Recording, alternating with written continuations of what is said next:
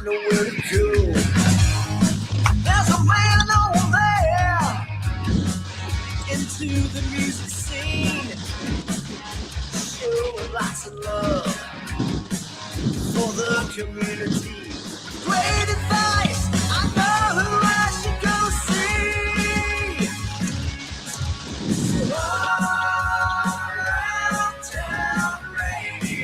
All right, everybody, welcome to the program.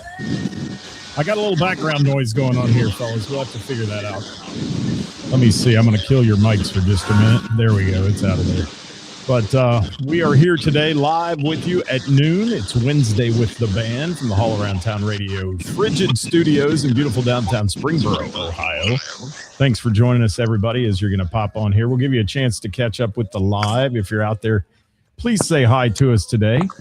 We've got a couple fellas on, may have a few more joining us here in just a little bit.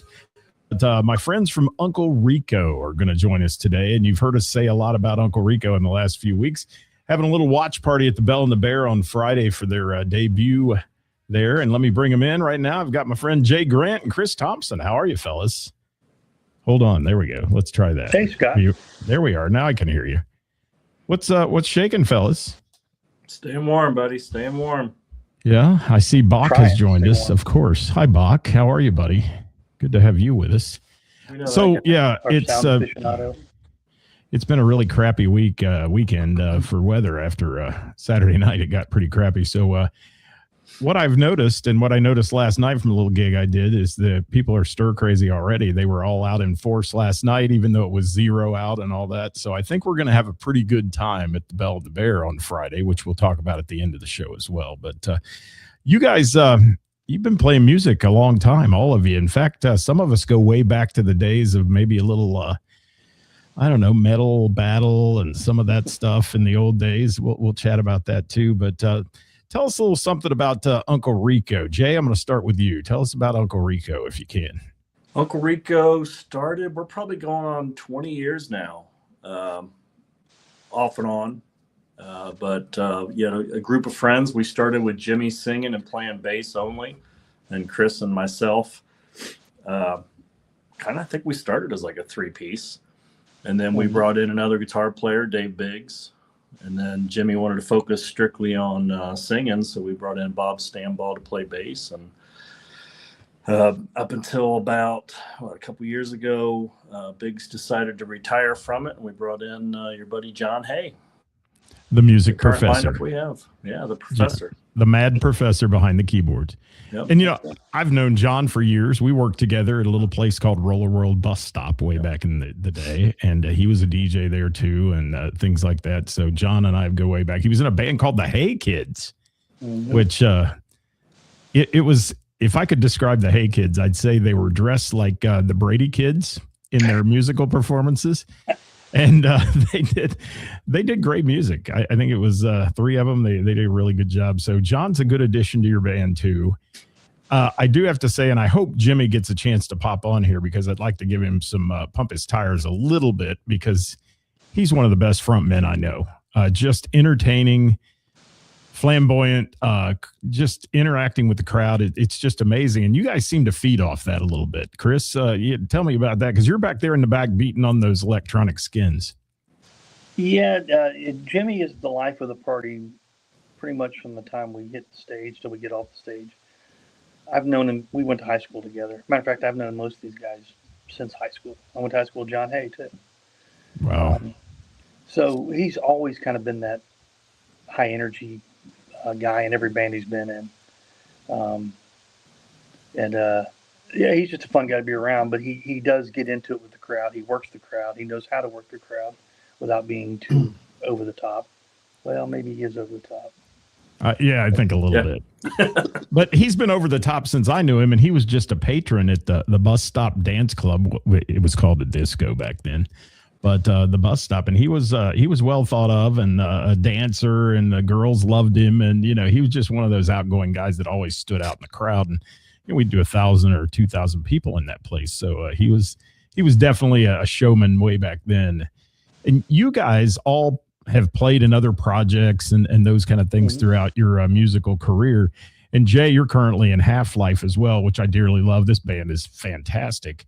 So how do you juggle some of this? It sounds like Uncle Rico does not play very often, and I admire that. You don't oversaturate yourself. You guys play, and when you play, you bring a big crowd. So how do you manage the day-to-day life and then playing music too?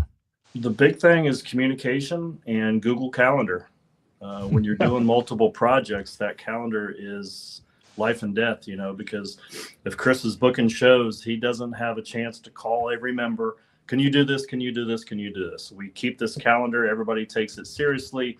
Chris knows when we have available dates, and it comes down to, Chris and Shane, they use that calendar to know what's available. And I think that's really what makes the difference. Yeah, that's tough especially when you're in busy bands. Like Half-Life's very busy, Jay, and I know you got to watch your schedule so you don't double book or any of that stuff. I think Jimmy's joined us, so let's bring him into the program here. Hi, buddy. Hey, I can't boss. hear you. I still can't hear you. So we'll just look at Jimmy. Here, let me zoom in on Jimmy while he's mute today. Hi, Jimmy. I don't know. That's why they test prior to. He's out for a minute. I'm going to bring him back out of the program here as we're talking. But guys, you said you formed the band 20 years ago. What inspired all of you to say we want to collaborate together? All of us. Is it friendship, or was it just that these people make the right fit in the band? What inspired you to put all that together?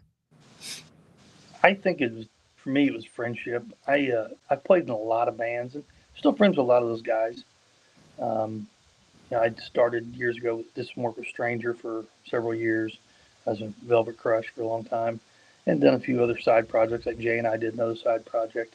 But pretty much, I like to be friends with the people I play with. You spend a lot of time together. You take a lot of your extra time and you work on this stuff together. So you got to get along with them. And I still love all the guys I've ever been in bands with dearly.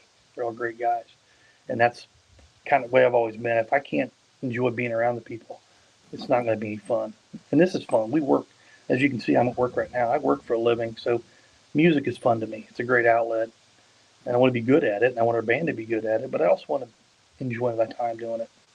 Absolutely. And I think it shows through your band when you guys play that you guys are enjoying yourself up there. This is not a project where, oh God, we're playing 4 nights this week and we're tired, and you don't ever see that because you don't play that often. So when you do get a chance to play in front of a crowd, and I see you a lot at Mr. Burroughs, which is a very intimate setting from the point of crowd being right there in your face and everybody having fun. And man, you guys get them up partying.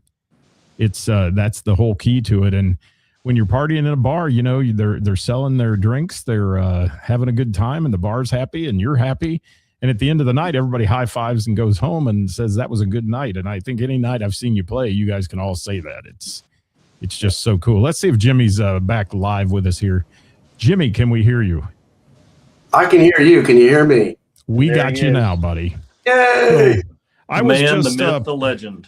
I was just pumping your tires there, Mr. Bodish, a little bit about being a great front man. And I've known you since the days of the bus stop way back when, and you were an entertainer then. I mean, you were one of those guys that stood out in the crowd. I said, so what makes you have the drive still this many years later to get out there and put on such a killer performance for the crowd?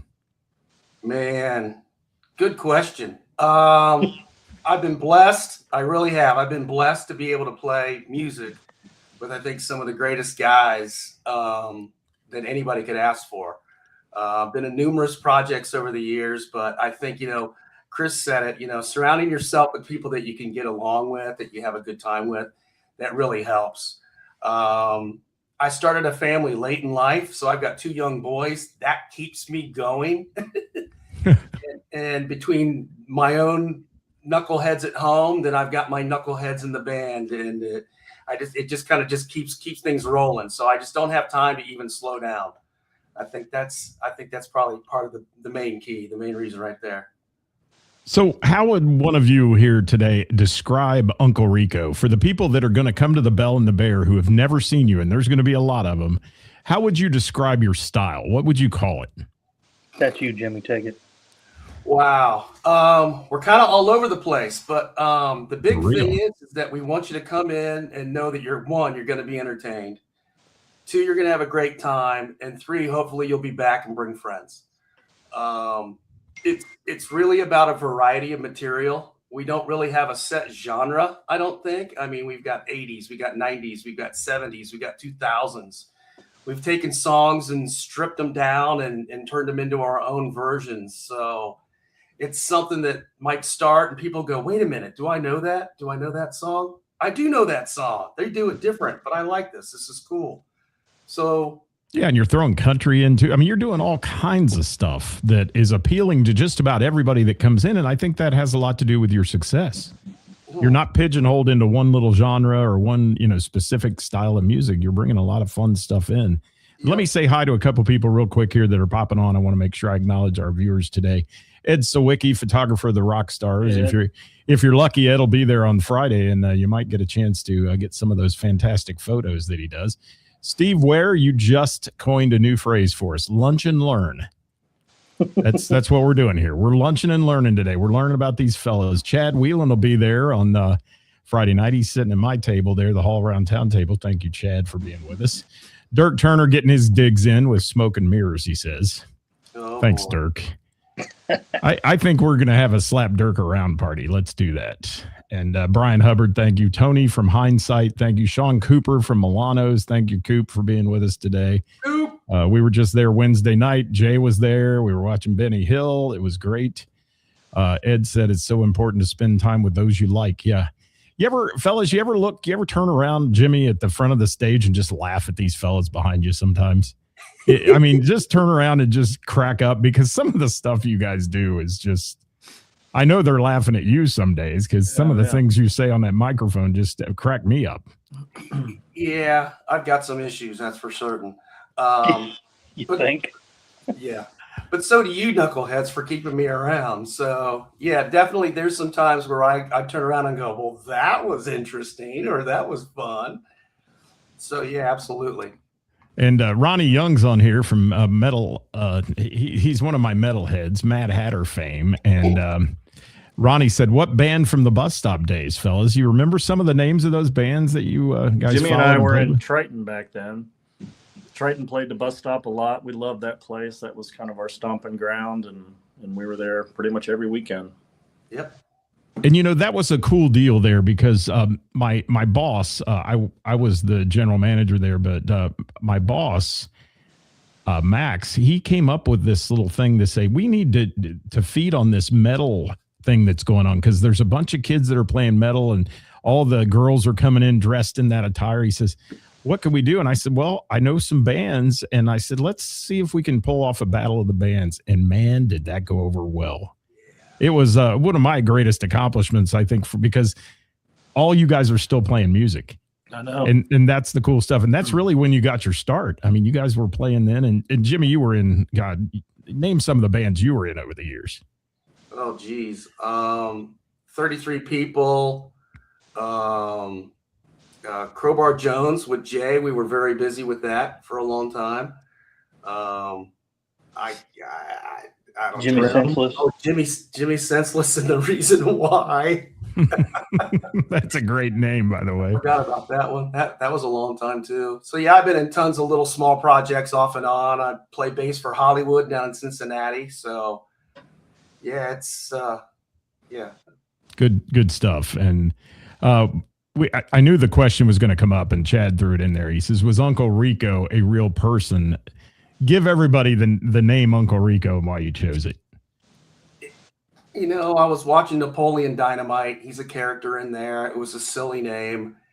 It didn't mean anything to anybody but me at the moment. And I just said, well, what about Uncle Rico? And they were just like, oh, let's make a decision. Fine. The decision's made. We're Uncle Rico. Okay, great.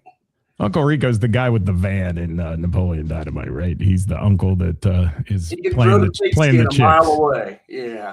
Yeah, playing the chicks. Ed said he's going to be there Friday taking pictures, so you guys are going to get the full treatment Ed. On Friday night. And let's see who else is checking in here. Robert Simpson, thank you. Ronnie says, what? Wow. Yeah, that Battle of the Bands was epic there at the bus stop. We had so many people playing in it, and some of the guys like Voyager 3 who were playing there, and Joey and Chip and those guys that, they've all gone on to have great musical careers too. So that was a good one. Well, the funny thing is Triton played a show with War Minister way back then, and I didn't know the guys in the band, but now Benny Bodine is a great friend of mine. And it's like, how many years later now, and all of us are still doing it. And my friend Maureen's brother was in that. He's passed away since, but great musical history here. And I want to talk about the creative process into your band. Who decides the set list, guys?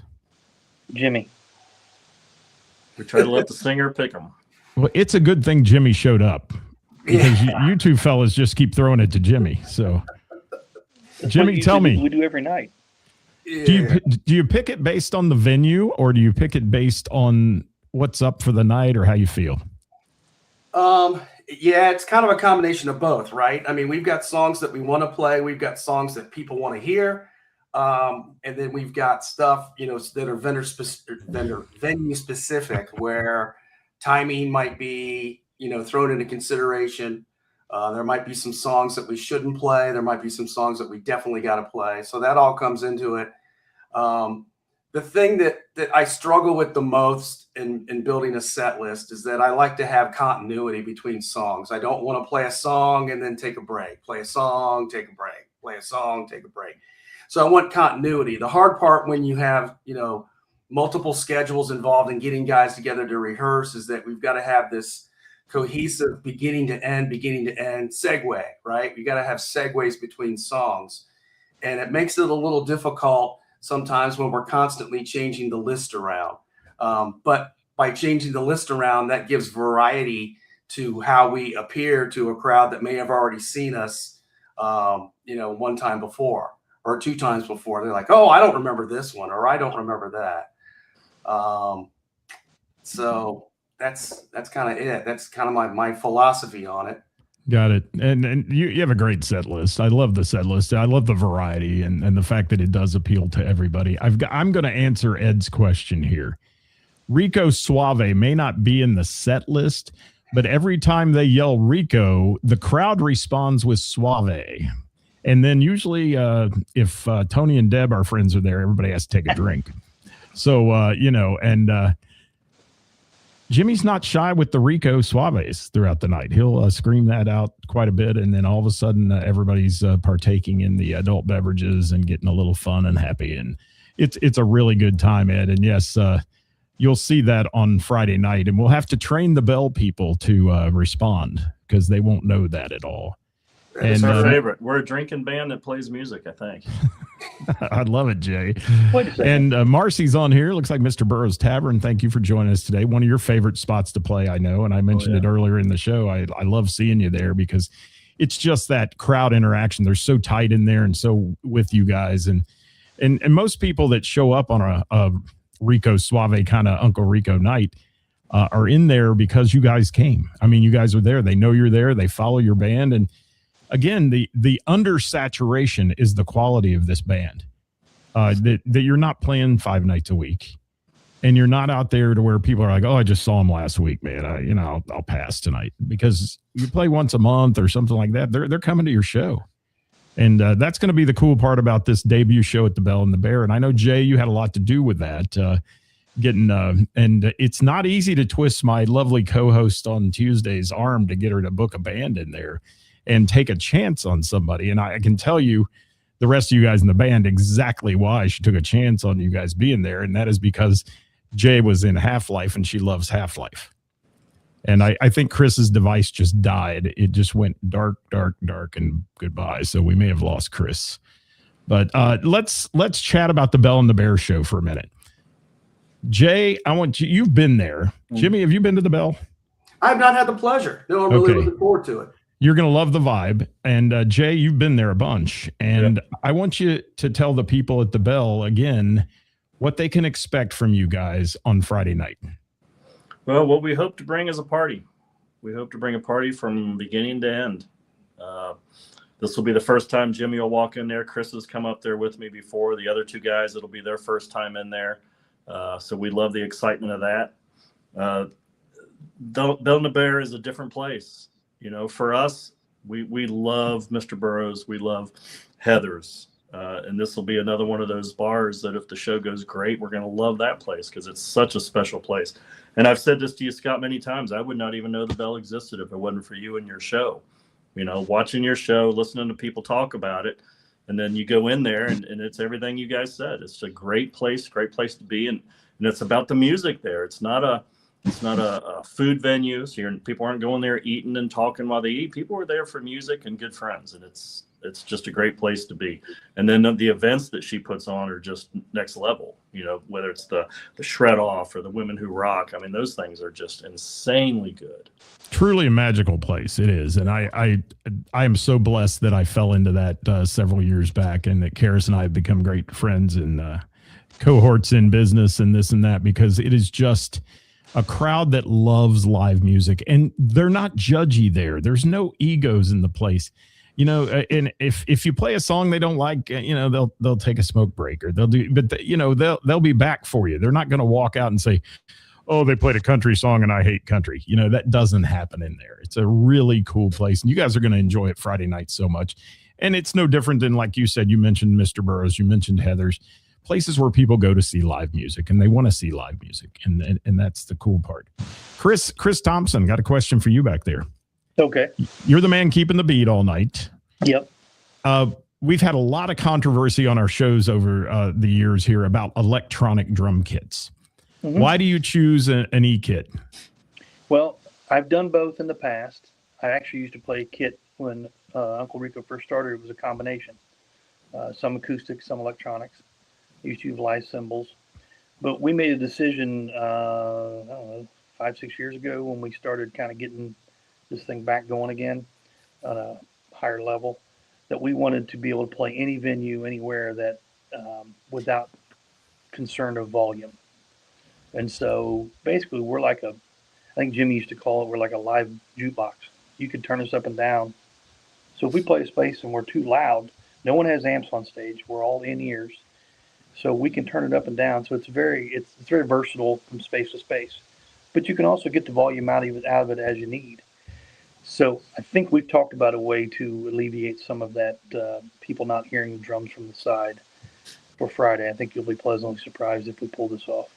Yeah, I know you made a comment about it. Yeah, it's different. The kit, the electronic kit is different, especially when, like, I'm up at Burroughs and I'm standing over there where the entrance to the restrooms are. All I hear is you slapping on. Sounds like you're slapping on a tree trunk up there. But you step out in front and Bach's got it dialed in. It's you can hear every drum and everything, and that's the cool part. And I love the fact that you say, especially in some of these smaller venues, you can control the volume. Mm-hmm. The band is not overplaying the drummer, which in a lot of places happens. That guy hitting that snare at 100 miles an hour, and you got to get the vocals over it and everything else. So I like the fact that it fits your band. The E-Kit does, I believe. It fits your band pretty well. And I've got another question I'm going to throw here at Jimmy. And I touched on it earlier about you being a great front man, but what are your thoughts, Jimmy, on interacting with the fans that come to see you, or your friends? I hate calling them fans. The friends that come and see you. How do you build that connection every night with that audience that you have that's so good? You didn't know this was going to be a test today, did you? No, I didn't. I did not. Thanks, Scott. I think it's reading the room, right? There's some nights where people are just like, I just want to sit here, man. Can I just sit here and enjoy you? There's other nights where I can tell that there's people that want to get a little loose and they'd like to be brought into the fold of the show. And it's like, okay, so I can go ahead and do that. It's kind of just reading that room, being able to read people and read the room. Sometimes I've gone a little too far. No. Yeah. Say it isn't so. Never happened. I was told once that it's just like, man, he was this close to getting punched for talking to my wife that way. But, yeah. It happens. Yeah. They were wrong. I was playing a country song one night at a gig I had, and this girl was dancing a little inebriated and fell on the floor, and I said, "We got a hoedown," and her boyfriend just about came unglued. Wow. He was going to take me out, so I can relate to that exactly. So, but your interaction with the crowd is fantastic, and that's what makes them stay for the night, and that's what keeps people in the room. And I think that's what's going to happen at the Bell and the Bear on Friday night. So, what is your biggest accomplishment as a band, guys? Have you got anything that sticks out to you? That's something you've done that you just like to hang your hat on a little bit? We played The Phrase with Stranger, and to me, that was one of the coolest shows we've ever done. That venue is just, on another level. So playing The Phrase was a great show for us. Hot, very hot that day, but Very great hot. Very hot. Cool. And Stranger, what a bunch of great guys. Yeah. You could probably find that video on the local cable access channel. They still show it. Yep. How many years ago was that, Chris? 2010, yeah. 16 years ago. I swear it's still on there in rotation. I always refer to that as how many pounds ago was it for me is what I like to do. Yeah. Because we've all that's fair for us. we all used to be skinny fellas back in the day. So a couple more questions here. Bell and the Bear this Friday that you're going to be there. And again, you've told the crowd kind of what they can expect. Any surprises up your sleeve for Friday night, or is it just going to be the Uncle Rico show, man? We're just going to do what we do. It's the Uncle Rico show. Come and enjoy. It's going to be a good time. We did reach back into the catalog and pull some older songs back out, but you're going to do my favorite, Chris? That got brought up at rehearsal last Thursday, and I'm always up for it, so we'll see. Yeah, that might be an end of the nighter or something. You can't do that. Call an audible on that one or whatever, but I'm hoping for a big crowd. What's that? It's usually an audible when you walk in and give me that look. That's when we know it's time to do it. I'm glad I have that kind of pull with Uncle Rico. I must be somebody today. I appreciate that. A couple more things, though, guys. Does the band ever have any conflicts over music? What you're playing? Anybody? You guys ever have any heated, spirited debates over, well, we should throw that song out or do this song or not this song? Pretty much every week. Tell me about that, Jay. No, we don't. We leave it to Jimmy. He's got to sing the songs, so we kind of leave it to him. We'll throw songs out there, and then he'll just ignore us, and then he'll pick the ones that he wants, and that's kind of how it works. So what you're saying is Jimmy's a bit of a song bully in the band? Is that what we're saying? This is Jimmy's band. This is his baby. All right. Oh, jeez. I get it. And you guys obviously all have musical strengths. Sean Cooper knows what song we're talking about, saying, "Here, kitty, kitty." Thank you. And Chad, let me see here. Are they bringing Daytonians with them? That's what we're trying to do with the Haul Around Town watch party. I want to get some Dayton people down, not only to see one of their favorite bands, Uncle Rico, but to see the Bell and the Bear. Because as Jay said earlier, it's a magical place. Chris, you've been there. You've stepped into there, haven't you? And I was there for jam night one night with you guys. It was a blast.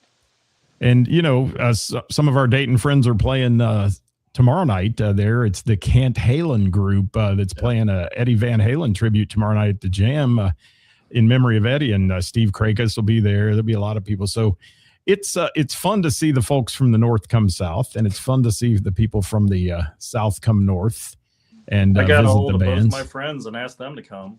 Do you? Well, I have normally when Karis gives me a table, I have a sign on it that says for Scott Hall and his imaginary friends, because nobody comes and joins me. So I'm hoping I'll at least have, I do know a little secret here. Heather and Jerry from Heather's are coming. Right. So that'll be fun. And some of our regular friends, some of your friends, Hope and Don and all them, they're going to come down. So we're going to have some people from Dayton down there. And speaking of the lovely Karis, there she is. She's joined the party. Howdy, Karis. Thanks for being here. And Mr. Burroughs telling you to have a great show. We might show up. You never know. There we go. Hey, look at that. Wouldn't that be nice? I got room for you, Marcy. If that's you, send me a message and I'll put you at the table. You'll get to sit with Chad and all the other folks here that are going to be there with us. Steve, thank you so much. Hearing that Upfront fanatics are encouraged to attend the show. Yes.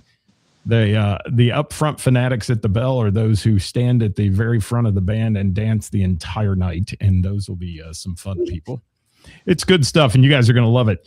Let's recap real quick because we're running out of time here. I've got a couple more questions for you, but as we go through, let's talk about this Bell and the Bear gig here if we can. I know you guys are on lunch breaks or whatever you're doing today, but let's chat about that. Uncle Rico debut at the Bell and the Bear. Friday night and 8:30 p.m. And I will reemphasize it's a Hall Around Town Radio watch party. If you're one of our followers here and you want to come down, wear your Hall Around Town apparel because Mr. Ed will be getting a great picture of us all in that if you have it that evening. And guys, I think it's going to be a good one. What do you think? We're excited. Can't wait. Can't freaking wait. Absolutely. We're pumped. You don't normally travel to play either. You kind of have your own little area that you play. So this is going to be a little unique for you too, isn't it? Yes. Big time. Yeah, I like it. I like it. All right. Final question, guys. You ready? I ask it of everybody I interview. Some of you know this by watching the show. Some of you, like Jimmy, who never watched the show, will not know this. That's my dig in on you, buddy. It's with that said, why don't we start with Jimmy today with this one? Jimmy, if you could take the stage with any artist, past or present, who would it be? Extreme. Wow, you going to jump in on More Than Words or something with them or whatever there? No, maybe a little wholehearted. Oh, okay, I got you. How about Chris Thompson? That's a good question. That's why I let you go second, so you had time to think about it. Drummists. Probably Queen. Ooh. Nice. I like that. I like that. Okay, Jay Grant, you're up, buddy. Last time, I think I said Gina McCann, Scotty Bratcher, and Richie Kotzen. This time, I'm going to go Prince. Ooh. Yeah, that would be mine. Prince is always mine as well. I think that would have been, I would have just stood there on the stage and let the drool run out of my mouth watching this guy perform. But yeah, what a great performer he was. So we always ask that question. It's funny because the answers we get are a variety. And I loved you said Gina McCann because Jay, I think you may get that chance someday. I know. I'm hoping. You know, as much as you're kind of in the Bell circle now, and you never know when Jay may be appearing there on a Thursday night playing guitar. What's that date? March something? Yeah. March 12th, I think. Yeah. So, jam. You know, maybe Gina will pop in March 12th and get up there and sing a few, and Jay will get to play guitar. Wouldn't that be a good bucket list item? That would be awesome. One of the best voices in the tri-state, Gina McCann, right there, guys. Big time. Fantastic.